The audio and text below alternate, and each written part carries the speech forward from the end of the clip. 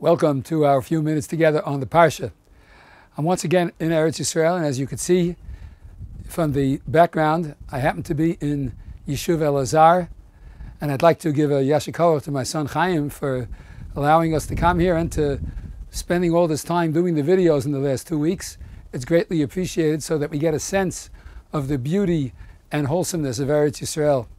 This Shabbos, here in Elazar, of course, they're going to be reading Parshas Balak, but the video we're making, of course, is for our home in Chutz La'aretz, where we're reading Parshas Chukas.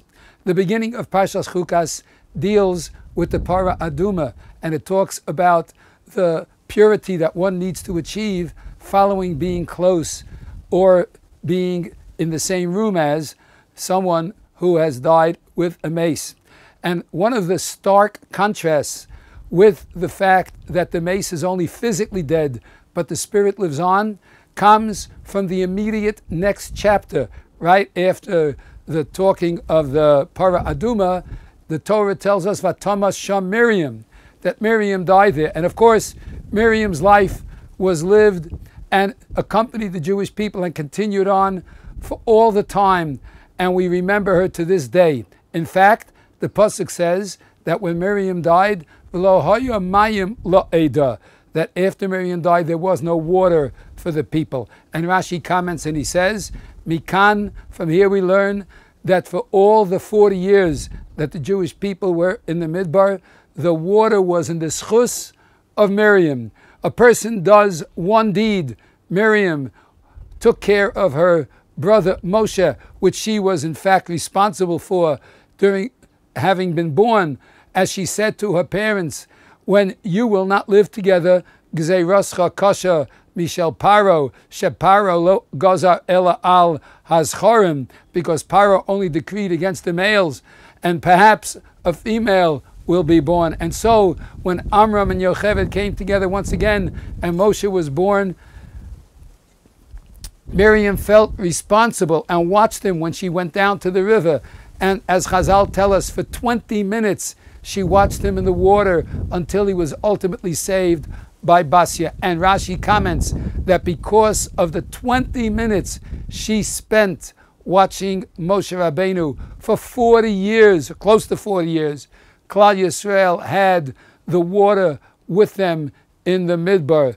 The Be'er, Miriam, accompanied them for 40 years, for 20 minutes of watching her brother. For 40 years, over 3 million people, day in and day out, had water to drink, to wash with, and so on.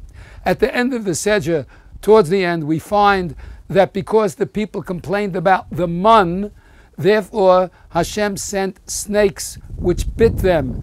And Hashem tells Moshe how to save the Jewish people. Make a snake, v'simo so al nes, aseh lecha saraf. Make a serpent, v'simo so al nes, put him on a pole. V'hoya kol anashuch, anyone who will be bitten, v'hibit el nachash anachoshes v'choy, they would look at this copper snake that Moshe made on the pole and they would live.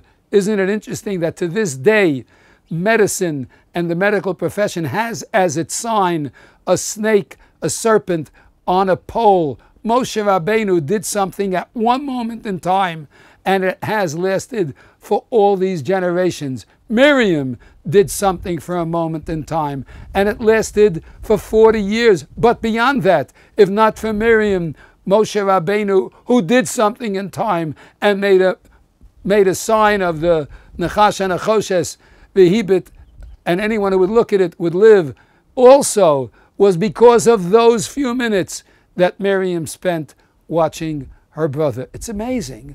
A person can actually do something at a moment in time, and the positive effects of it can be felt almost for time immemorial. And so Parshas Chukas has this unbelievable idea built in. You can do something, and sometimes you don't even know how valuable it is.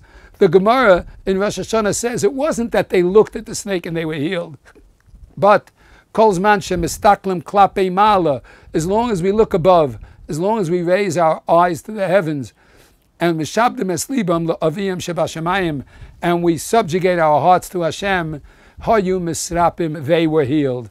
We too, when we look up when we look up and we face above and put our hearts to Hashem, we too are healed. So a person could do something for a moment in time, and it will have a tremendously long-term effect.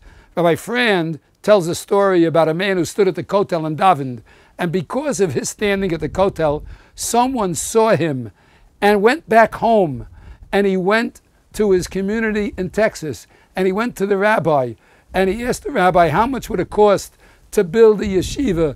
I saw a man who prayed with such intent, I want to teach others that way. And the rabbi said, it will take a few $1,000,000. And the man wrote out a check and said, here's $5 million, and I will continue to give you $2 million every year just to teach people how to pray like that young man stood at the kotel and prayed. And that's not the end of the story, because at Me'av Esrim Shana, when this individual comes up to heaven, he's going to be greeted by a parade of people, all who learned how to daven because of him.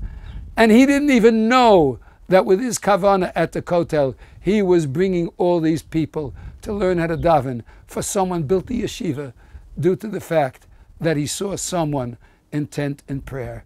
Miriam, Moshe, the gentleman at the kotel, all did things we weren't even aware of how long-term effect it can have when you do something small and it brings out a tremendous result many, many years down the road. How powerful it is that the actions we do can bring about so much help and positive gain for Klal Yisrael. Let's hope that we too will do actions that will ultimately bring us, that we will all gather together in Eretz Yisrael, and we'll be able to see the coming of Mashiach speedily in our time. Have a wonderful Shabbos.